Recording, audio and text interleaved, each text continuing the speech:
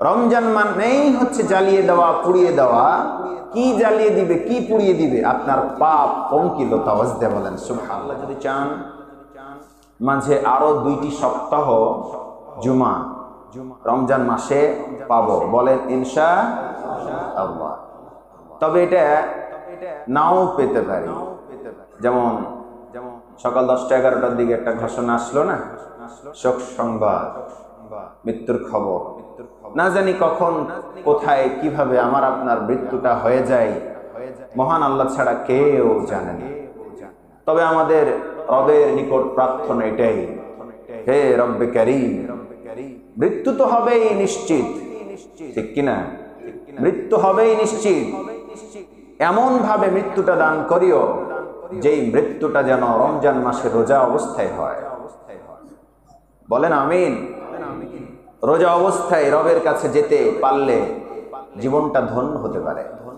এজন্য দিনটা যাতে জুমার দিন হয়, পবিত্র মাহে রমজান মাস, রোজা অবস্থায় যেন আমরা রবের সান্নিধ্যে যেতে পারি। রোজা অবস্থায় জুমার দিন, বরকতের দিন যাতে আমরা যেতে পারি, আল্লাহ যেন কবুল করেন, বলেন আমিন। তবে এটা মনে করা যাবে না একজন নাফারমান ব্যক্তি রোজার মাসে মারা গেল, জুমার দিনে মারা গেল, সে নাজাত পেয়ে যাবে, বিষয়টা এমনটা নয়। আল্লাহ পাক, আল্লাহু আ'লাম, তিনি ভালো জানেন। কারণ কাবার মধ্যেও যদি কোনো ব্যক্তি মৃত্যু হয়, কথার কথা, সে তার ঈমান নিয়তের খালেস যদি না থাকে, তাহলে আল্লাহ পাক তাকেও যে মাফ করবেন, বিষয়টা এমনটা নয়। এজন্য আমাদের অন্তরটাকে সব সময় খালেস রাখতে হবে, নিয়তটাকে পরিশুদ্ধ রাখতে হবে, যে আমি রবের নিকট যেতে চাই, রবকে ভালোবেসে কাজ করতে চাই, ঠিক কিনা বলেন? সম্মানিত হাজিরিন, আমরা যে মাসটা অতিবাহিত করছি সেই মাসের নাম কি বলেন সবাই? রমজান মাস। আসলে রমজান শব্দের অর্থ কি? রমজান শব্দের অর্থ জ্বালিয়ে দেওয়া, পুড়িয়ে দেওয়া। কঠিন মনে হচ্ছে না? কি আজব একটা অর্থ। রমজান মানেই হচ্ছে জ্বালিয়ে দেওয়া, পুড়িয়ে দেওয়া। কি জ্বালিয়ে দিবে, কি পুড়িয়ে দিবে? আপনার পাপ পঙ্কিলতা। ওয়াজদে বলেন সুবহানাল্লাহ। রমজান মাস এজন্য আল্লাহ দিয়েছেন, বান্দা, আল্লাহ পাকের বান্দার গুনাহগুলো যেন জ্বলে যায়, পুড়ে যায়, ভস্ম হয়ে যায়, শুধু নেকি আর নেকি যাতে থাকে। জোরে বলেন ঠিক কিনা? রমজান মাস আমরা অতিবাহিত করছি। এজন্য আগামী দিন কার ভাগ্যে জুটবে রমজান মাস, কেউ আমরা বলতে পারবো না। অতএব আসুন রমজানের বরকত, করুণা, দয়া, রহমত এবং গুরুত্ব বুঝে রমজানের শ্যাম সাধনায় আরো বেশি আমরা আত্মনিয়োগ করি। সম্মানিত হাজিরিন, রমজান মাসের আমরা আজকে কততম রোজায় অবস্থায় আছি বলেন তো? জি, 13তম রোজা অবস্থায় আছি। এই 13তম রোজায় অবস্থায় না জানি আমাদের 13টা রোজা চলে যাচ্ছে, এখনো আমাদের সাজুকুজুই শেষ হলো না।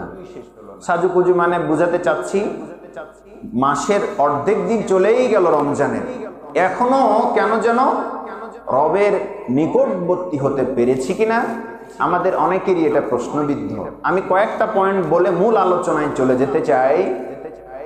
সেটি হচ্ছে বাকি দিনগুলো আমরা কিভাবে কাটাবো তার একটা সংক্ষিপ্ত রূপ আপনাদেরকে দিয়ে আমি মূল আলোচনায় যেতে চাই।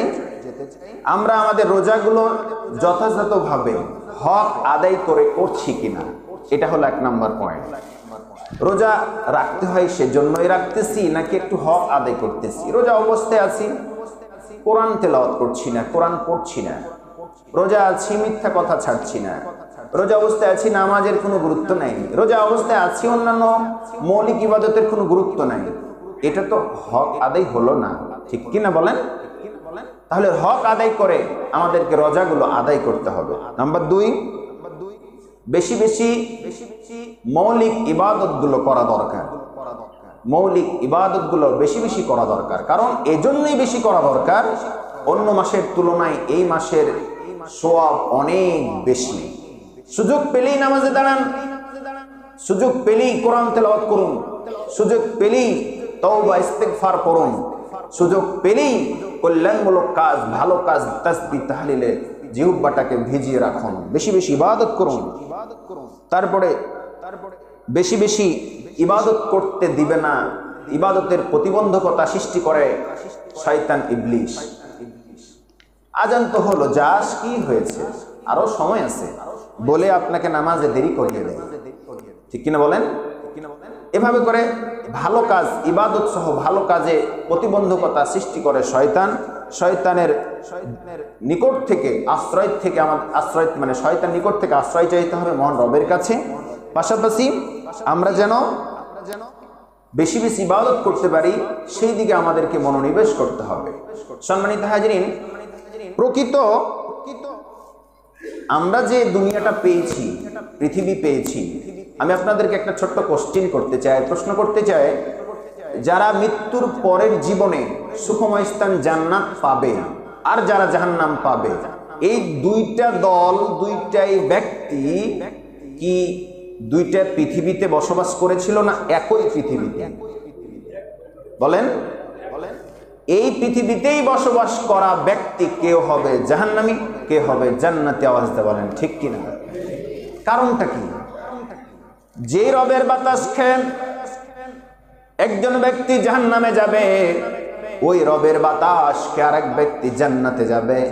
পার্থক্য এটাই, আল্লাহর নিয়ামত ভক্ষণ করার পরে শুকরিয়া জ্ঞাপন করে নাই, আর ওই ব্যক্তি জান্নাতি ব্যক্তিটা শুকরিয়া জ্ঞাপন করেছে। এটাই পার্থক্য। জোরে বলেন ঠিক কিনা? এটাই দুনিয়া, এটাই পৃথিবী।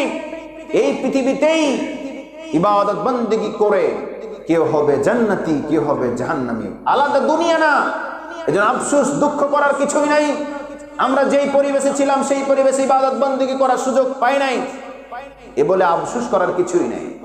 এজন্য আসুন, প্রকৃত জান্নাতি ব্যক্তি হওয়ার জন্য, সুখ এবং শান্তি পাওয়ার জন্য আমাদেরকে কষ্ট করতে হবে। আসল সুখ, ভালো করে খেয়াল করে শুনবেন, আসল সুখ হচ্ছে মৃত্যুর পরের জীবন। জোরে বলেন সুবহানাল্লাহ। এ দুনিয়াতে সুখ, স্বাচ্ছন্দ্য, আরাম, আয়েশ করতে আল্লাহ পাঠান নাই। বিশ্বাস করুন, কাউকে পাঠায় নাই। আপনি তো সাধারণ একজন মানুষ, আমি তো একজন সাধারণ মানুষ। নবী, পয়গম্বর পর্যন্ত যাদের আগের গুনাহ মাফ, পরের গুনাহ মাফ, যাদেরকে জান্নাতের সার্টিফিকেট দেওয়া হয়েছে, এমন ব্যক্তিগুলো অবসর সময় করতে পারেন নাই, আরাম করতে পারেন নাই, আয়েশ করতে পারেন নাই, এত বেশি বিলাসিতা জীবন যাপন করেন নাই। তাদের জন্য যেমন মৃত্যুর পরে জীবনটা সুখময়, ঠিক আমাদের জন্য আল্লাহ আমাদেরকে পরীক্ষার জন্য পাঠিয়েছেন। পার্থক্য এটাই, দুনিয়ার কোনো ছাত্র যেমন একবার ফেল করলে আবার পরীক্ষা দেওয়ার সুযোগ আছে, কিন্তু আমাদের জন্য এটা নয়।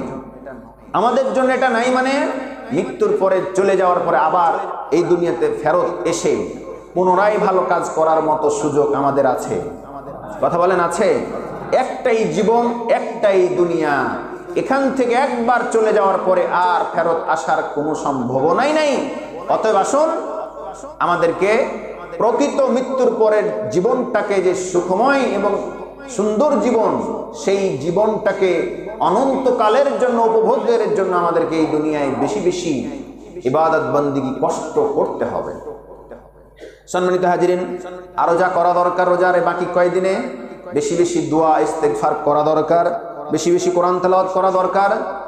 প্রয়োজন যদি হয়, সুযোগ যদি থাকে, শেষের 10 দিন ইতিকাফ করবেন। ইতিকাফের গুরুত্ব নিয়ে আবার সামনে হয়তো আলোচনা আসবে। সম্মানিত হাজিরিন, শেষ 10 দিনের ইবাদতটাকে আরো বেশি গুরুত্ব দিতে হবে। কেনাকাটা থেকে শুরু বাদ দিয়ে, ওগুলোকে কমিয়ে শেষ 10 দিন আরো বেশি ইবাদত বন্দেগী যাতে হয়, রমজানকে আরো বেশি গুরুত্ব দিতে পারি, সেটাও যাতে আমরা করতে পারি। আর আমল যেগুলো আমরা করি, অনেক আমল প্রকাশ্যে করার মধ্যে আমরা খুব কল্যাণ মনে করি না। সব আমলই প্রকাশ্যে করতে হবে বিষয়টা এমনটা নয়। কিছু আমল আছে, এগুলো গোপনেও করা দরকার, ঠিক কিনা বলেন? সব আমল মানুষ জানবে, গ্রামবাসী জানবে, পরিবার জানবে, স্ত্রী জানবে, স্বামী জানবে, ছেলে মেয়ে জানবে, বিষয়টা এমনটা নয়। এমন কিছু এক্সট্রা আমল আপনার থাকা দরকার, যে আমলগুলো গোপনে গোপনে আপনি করবেন, কাউকে বুঝতে দিবেন না। সেটা হতে পারে দান সদকা, হতে পারে নফল নামাজ রাতের আধারে, অথবা কোনো আমল আপনি আর এটা তালিকা করুন।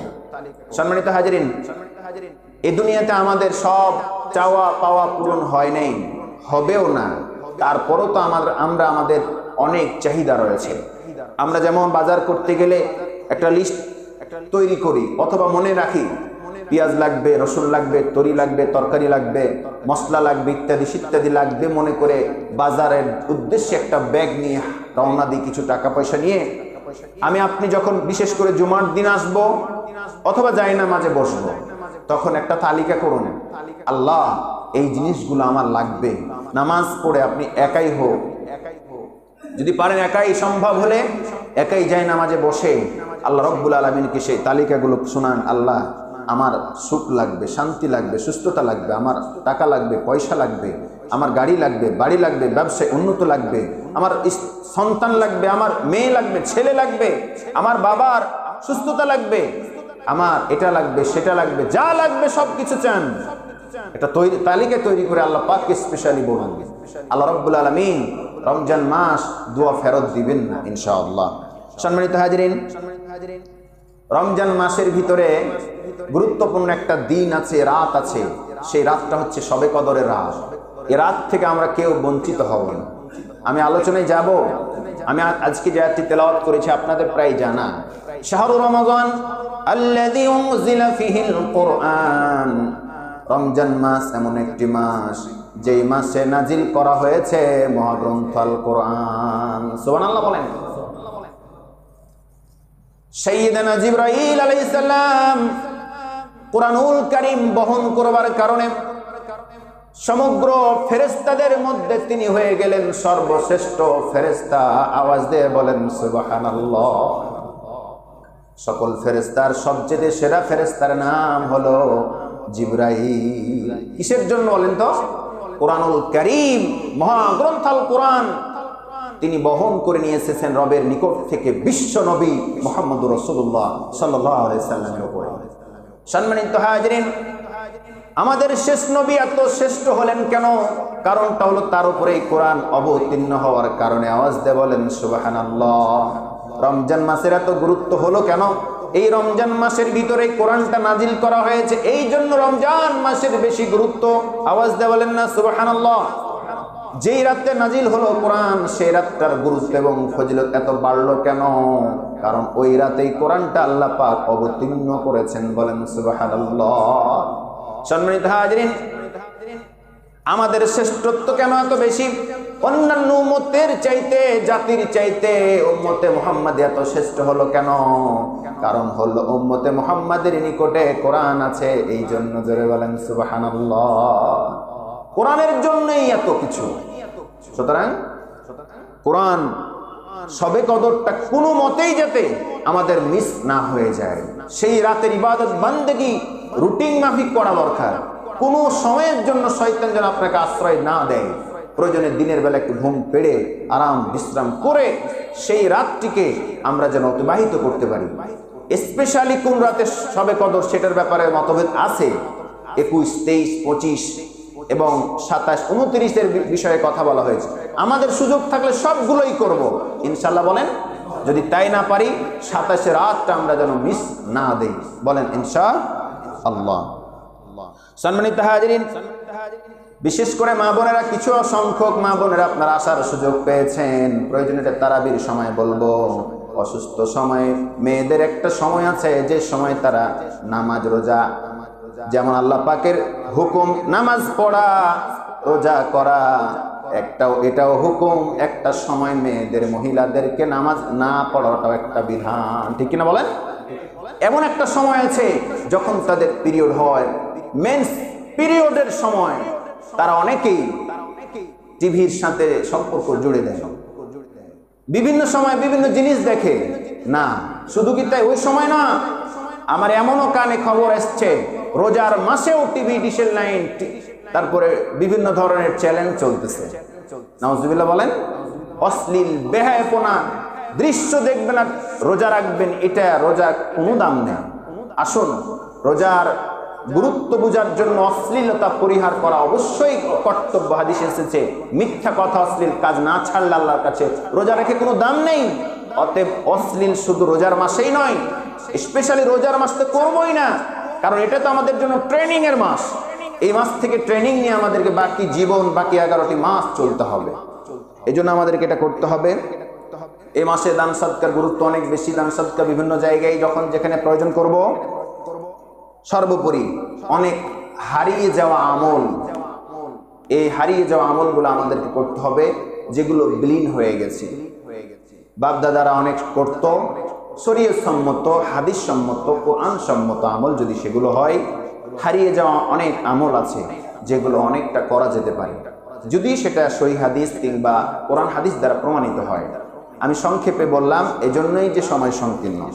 সম্মানিত হাজিরিন, কোরআনুল কারীম হচ্ছে রমজান মাসে নাজিল হয়েছে। শাহরু রমাদান আল্লাযী উনজিলা ফীহিল কোরআন। রমজান মাস এমন একটি মাস যেই মাসে কোরআন নাজিল হয়েছে। এই কোরআন এমন একটা মুজিজা, এই কোরআন যেখানে প্রতিযোগিতা হয়েছে, আল্লাহ রাব্বুল আলামিন সব ধর্ম, বর্ণ, সব কিতাব, সব বিষয়কে ঠেলে দিয়ে কোরআনকে আল্লাহ রাব্বুল আলামিন বিজয়ের সুউচ্চ দান করেছেন। বলেন সুবহানাল্লাহ।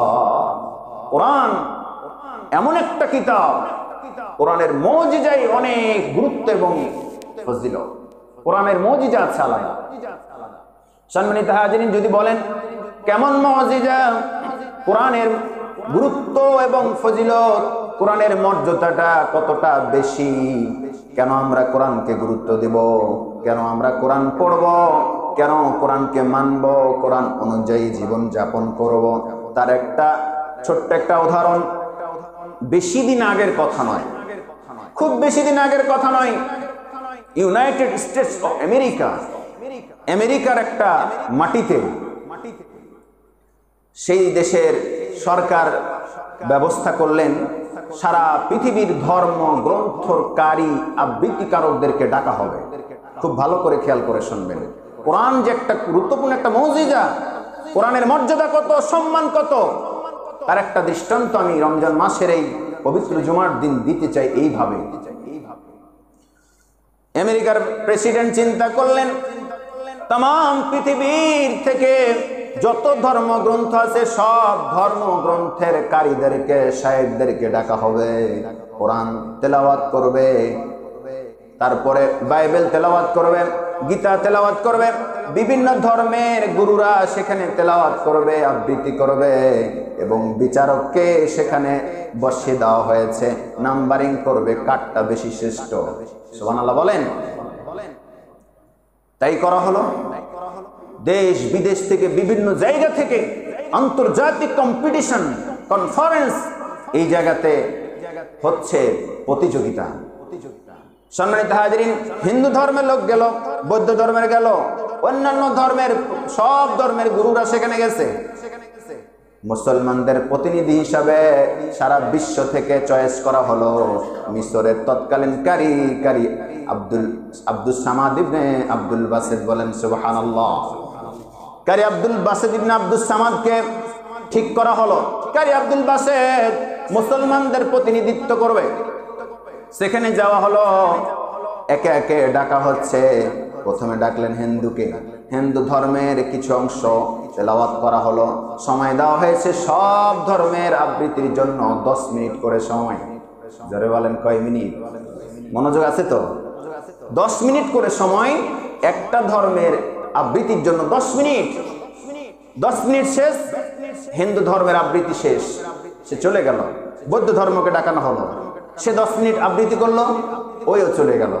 এরপর অন্য ধর্মের একে একে একে একে সবাই তেলাওয়াত আবৃত্তি করলো, নিজের নিজের ধর্মের গ্রন্থের আবৃত্তি করলো, সবাই শেষ।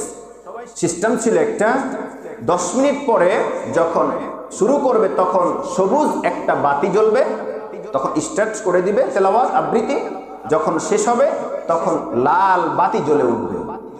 এভাবে করে প্রত্যেক ধর্মের ধর্মগুরুরা তেলাওয়াত করলো, সবুজ বাতি জ্বললে শুরু করে, লাল বাতি জ্বললে শেষ করে দেয়। কি আজীব তামাশা! সর্বশেষ মিশরের প্রতিনিধি, সারা বিশ্বের অহংকার, মুসলিম জাতির অহংকার, প্রিয় শাইখ এবং কারি আব্দুল বাসিত ইবনে আব্দুস সামাদ, তাকে মাইক্রোফোন দেওয়া হয়েছে। তিনি সুন্দর করে একটা টান দিয়েছেন, আউযু বিল্লাহি মিনাশ শাইতানির রাজীম। আল্লাহু আকবার। সব বিচারক এবং সব কনফারেন্সটা মেতে উঠলো। কি ব্যাপার, কি আজীব একটা তামাশা, কি সুমধুর কণ্ঠ, কি সুর, যেটা কখনো এর আগে আবৃত্তিকারকরা দিতে পারে না। আল্লাহু আকবার। বিচারকরাও সব টাস্কি খেয়ে গেছে, কি সুর, সবাই মনোযোগ দিল তার দিকে। সুবহানাল্লাহ বলেন না। সম্মানিত হাজিরিন, তিনি কোরআনুল কারীমের সবচেয়ে গুরুত্বপূর্ণ সূরা সূরা ফাতিহা তেলাওয়াত করা শুরু করলেন। বলেন সুবহানাল্লাহ। সূরা ফাতিহা তেলাওয়াত করলেন। সূরা ফাতিহা তেলাওয়াত করতে করতেই সময় চলে গেল 13 মিনিট। সবার জন্য কয় মিনিট? জোরে বলেন। 10 মিনিট সময়, কিন্তু 13 মিনিট চলে গেল সূরা ফাতিহা তেলাওয়াত করতে। কারি আব্দুল বাসিত ইবনে আব্দুস সামাদ বলেন, কি ব্যাপার, আমার তো সময় শেষ হয়ে গেছে, কিন্তু যিনি প্রধান বিচারকের দায়িত্ব রয়েছেন, সবুজ বাতি জ্বালার, লাল বাতি জ্বালার, সেই তো লাল বাতি জ্বালছে না। এটাই একটা সুযোগ। সুবহানাল্লাহ বলেন। চিন্তা করলেন আরেকটি সূরা তেলাওয়াত করা যায় কিনা। কোরআনুল কারীমের সবচেয়ে সুমধুর এবং ভালো লাগার সূরা সূরা রহমান। জোরে কোন ঠিক কিনা? সূরা রহমান তেলাওয়াত শুরু করলেন। আর রহমান, আল্লাহু আকবার। আল্লামাল কুরআন। এভাবে করে আপনারা অনেকে জানেন, না জেনে থাকলে এখনো তিনি মৃত্যুবরণ করলে কি হবে, কারি আব্দুল বাসিত ইবনে আব্দুস সামাদ মৃত্যুবরণ করলে কি হবে, নেট দুনিয়ায় এখনো তার সুমধুর কণ্ঠের তেলাওয়াত ভাসতেছে। ঠিক কিনা বলেন? যারা এখনো নামটা প্রথম শুনলেন কিন্তু জানেন না, কিছুই তার সম্পর্কে ধারণা নাই, যারা জানতেন না, প্রয়োজনের প্রত্যেকের বাড়িতে মোবাইল আছে, বড় ফোন থাকলে গিয়ে আব্দুল বাসিত, কারি আব্দুল বাসিতের তেলাওয়াত শুনতে চাই, কথাটা লিখে সার্চ দিবেন, সুমধুর কণ্ঠে তার তেলাওয়াত শুনতে পাবেন। তাকে শুনেন, জানেন এই লোকটি, তার তেলাওয়াতের বৈশিষ্ট্য ছিল আগে স্লোলি তেলাওয়াত করতেন, একবার স্লোলি তেলাওয়াত করার পরে আবার দম নিয়ে আগের সুরে শুরু থেকে তেলাওয়াত করে অনেক সময় ধরে অনেক দূর পর্যন্ত একদমে এক নিঃশ্বাসে তেলাওয়াত করতে পারতেন। বলেন সুবহানাল্লাহ। 1 মিনিট 1.5 মিনিটের উপরে তিনি শ্বাস ধরে রেখে তেলাওয়াত করতে পারতেন। বলেন সুবহানাল্লাহ। তিনি যখন তেলাওয়াত করা শুরু করলেন 30 মিনিট অতিবাহিত হয়ে গেছে। আল্লাহু আকবার বলবেন না? সময় ছিল কয় মিনিট? 10 মিনিট করে সকল তেলাওয়াতকারীরা মানে আবৃত্তিকারকদের সময় ছিল, কিন্তু 30 মিনিট পার হয়ে গেল, কিন্তু লাল বাতিটা জ্বলতেছে না। পাশের আরেকজন অন্য জাতির একজন বিচারক ছিলেন, প্রধান বিচারককে একটা ধাক্কা দিয়ে বলতেছেন, এই সাহেব, কি হয়েছে আপনার? কোন দিকে আপনার মনোযোগ? দেখেন না সময় কত পার হয়ে চলে গেছে, তাড়াতাড়ি লাল বাতি চাপেন না কেন? তখন তিনি ভূত দেখার মতো চমকে উঠেছেন। কি লাল বাতি, নীল বাতি, কোন বাতি?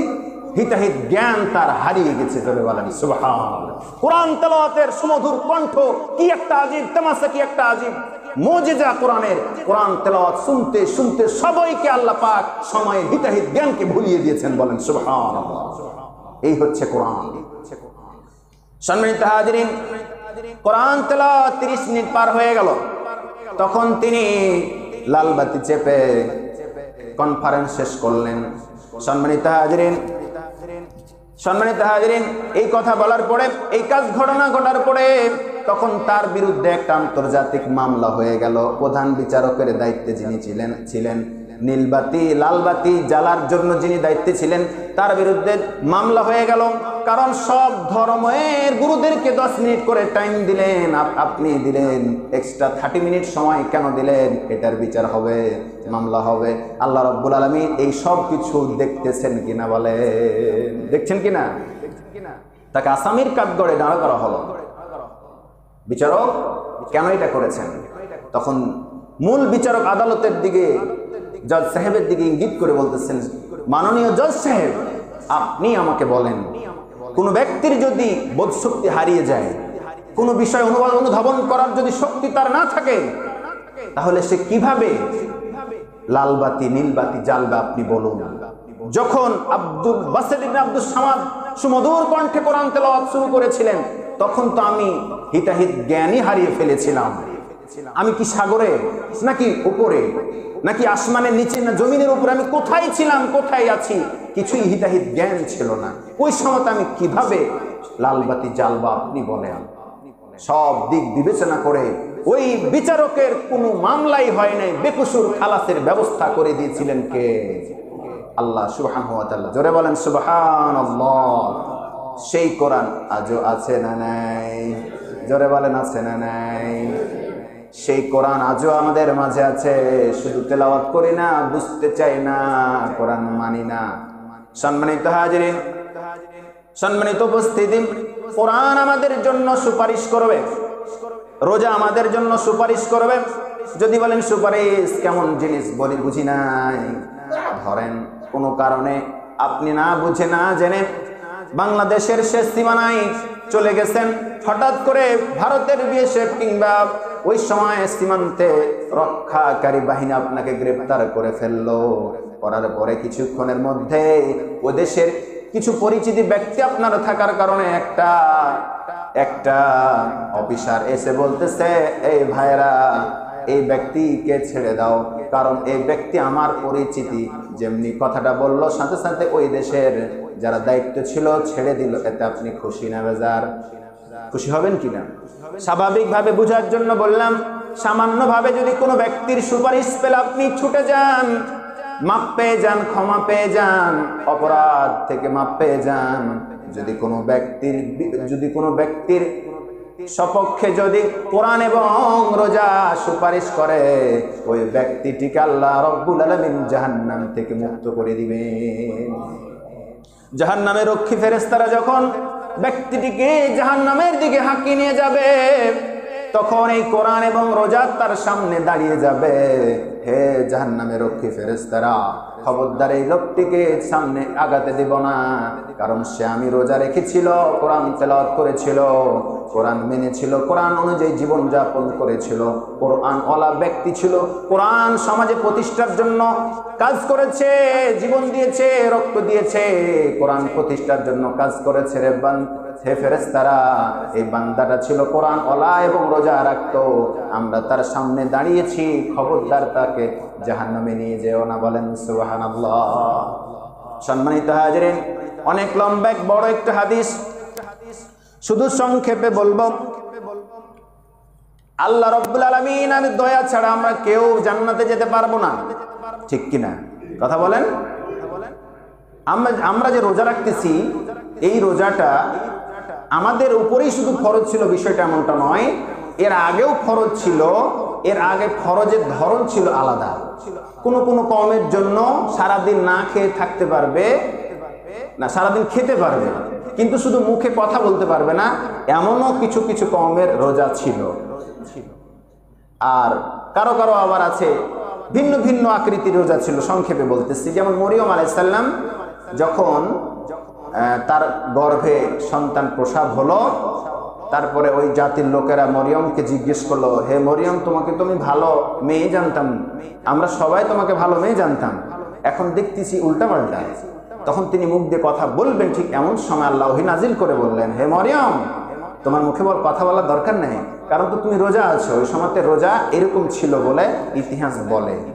তাহলে আমি কি করব হে আল্লাহ? এরা তো আমার উপরে অপবাদ দিচ্ছে। তখন তিনি বললেন, তুমি ইশারা দাও তোমার কোলের এই শিশু বাচ্চাটার দিকে, ঈসা আলাইহিস সালামের দিকে। জোরে বলেন সুবহানাল্লাহ। সম্মানিত হাজিরিন, এভাবে এক একটা জাতির এক একটা ছিল। যেটা বলতেছিলাম, আল্লাহর দয়া এবং করুণা ছাড়া কেউ আমরা রেহাই পাবো না। যদি বলেন প্রমাণ কি? এক বনি ইসরাইলের একজন ব্যক্তি 500 বছর ধরে টানা ইবাদত বান্দেগি করেছে। একটা পাহাড়ি এলাকায়, নির্জন এলাকায় শুধুমাত্র সে একাই ইবাদত বান্দেগি করত। সন্ধ্যাবেলা আল্লাহ রাব্বুল আলামিন তার জন্য একটা ডালিমের গাছে একটা করে ফল প্রত্যেকদিন সন্ধ্যাবেলা সে পেড়ে খেত। সকাল হলে আবার সেখানে গিয়ে দেখতো একটা টসটসে ডালিম। সকালবেলা খেত একটা ডালিম, আবার সন্ধ্যাবেলা খেত। দুই বেলাতে দুইটা ডালিম খেয়ে তার তৃপ্তি মিটত, কারণ এটা সম্পূর্ণ সাহায্য ছিল। জোরে বলেন কার? ইবাদত বান্দেগি করতে আছে। শুধু তাই নাই, চতুর্দিকে পানি পানি, সমুদ্রের পানি লোনা না মিষ্টি? লোনা পানি হওয়ার কারণে বান্দার কষ্ট হবে মনে করে পাহাড়ের উপর থেকে মিষ্টি ঝর্ণার পানিরও ব্যবস্থা করে দিয়েছিলেন। সুবহানাল্লাহ বলেন। সম্মানিত হাজিরিন, এই লোকটি একদিন দুই দিন করতে করতে তিনি 500টা বছর অতিবাহিত করলেন ইবাদত বান্দেগি, জিকির আজকার তাসবিহ তাহলিলেই শুধু ছিলেন।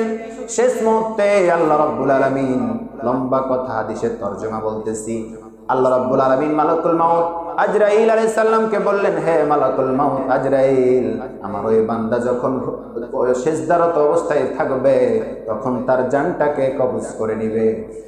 বলতে দেরি করতে দেরি নয়, যখন লোকটি সিজদায় ছিলেন মালাকুল মাউত এসে তার জানটা কবজ করে নিয়ে চলে গেলেন।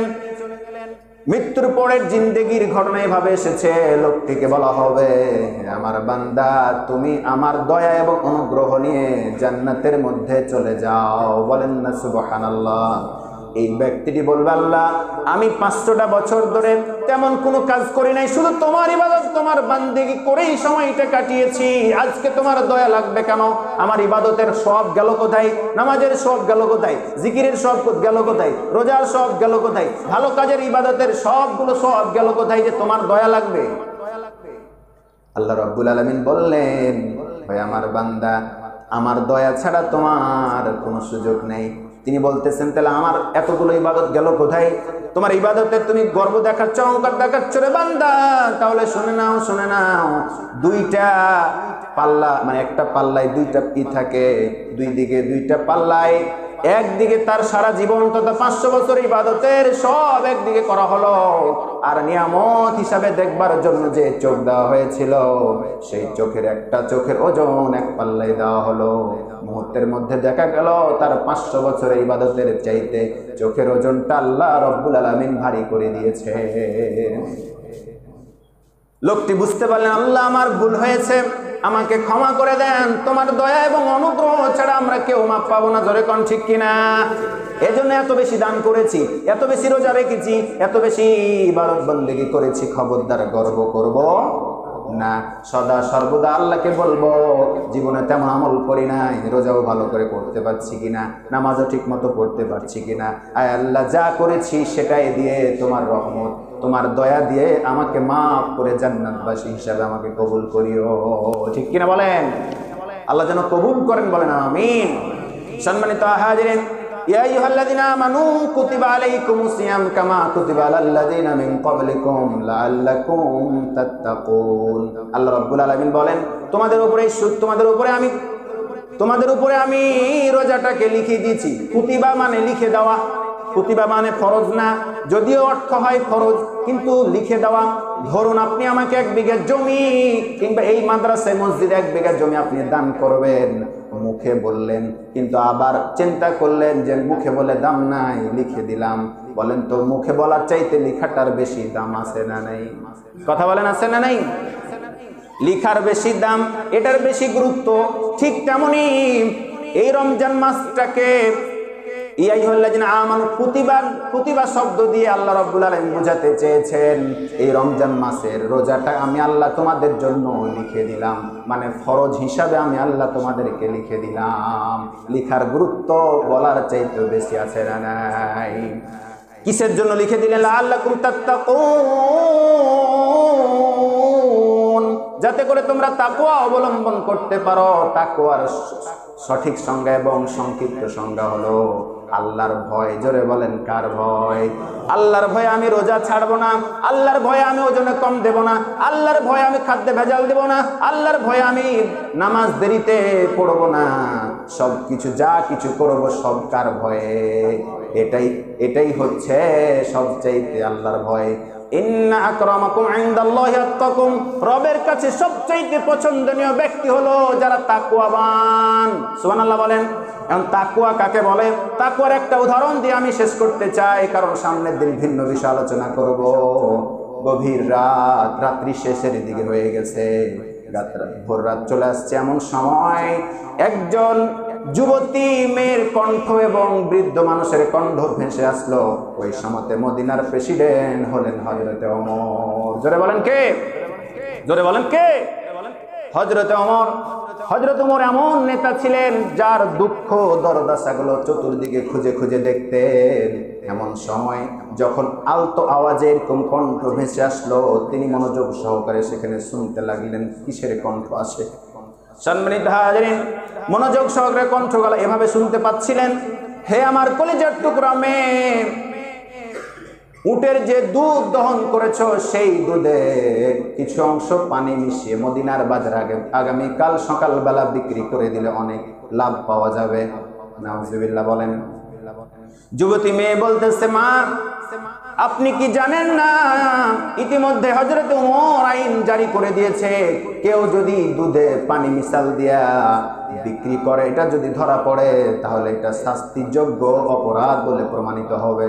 তার মা বলল, হে আমার কলিজার টুকরা মেয়ে সন্তান গো, এখন ওমরকে পাবা কোথায়? ওমরের কর্মী বাহিনীও নাই, ওমরও নাই। এই ভোর রাতে ওমরকে কোথাও পাবা না। যা বলতেছি তাই করো রে মা, তাই করো। হযরতে ওই মেয়েটা, যুবতীর মেয়ে, কন্যা সন্তান তখন জবাবে সুন্দর একটা জবাব দিলে, এই জবাবটা আমাদের জন্য খুবই কাজে লাগতে পারে। মেয়ে বলল, মা হযরতে ওমরের চোখকে ফাঁকি দেওয়া যেতে পারে, কিন্তু ওমরের রব যিনি, তিনি হলেন কে? আল্লাহ। সে আল্লাহ রাব্বুল আলামিনকে ফাঁকি দেওয়ার কারো সুযোগ নাই। জোরে বলেন ঠিক কিনা? খবরদার এটা করা যাবে না। করেননি, এটাই হচ্ছে তাকওয়া, এটার নাম হচ্ছে আল্লাহর ভয়। সদা সর্বদা আল্লাহর ভয় আমার অন্তঃকরণে থাকলেই রোজা আমার জন্য সার্থক। বলেন ইনশাআল্লাহ। আমাদের সকলের রোজাগুলো আল্লাহ কবুল করুন, বাকি রোজাগুলো সুস্থতার সাথে আল্লাহ রাব্বুল আলামিন করার তৌফিক দান করুন। শুরু থেকে আজ পর্যন্ত অনেকে ছোট বড় দান করেছেন, সকলের দানগুলো আল্লাহ কবুল করুন। সবাই বলেন আল্লাহুম্মা আমিন।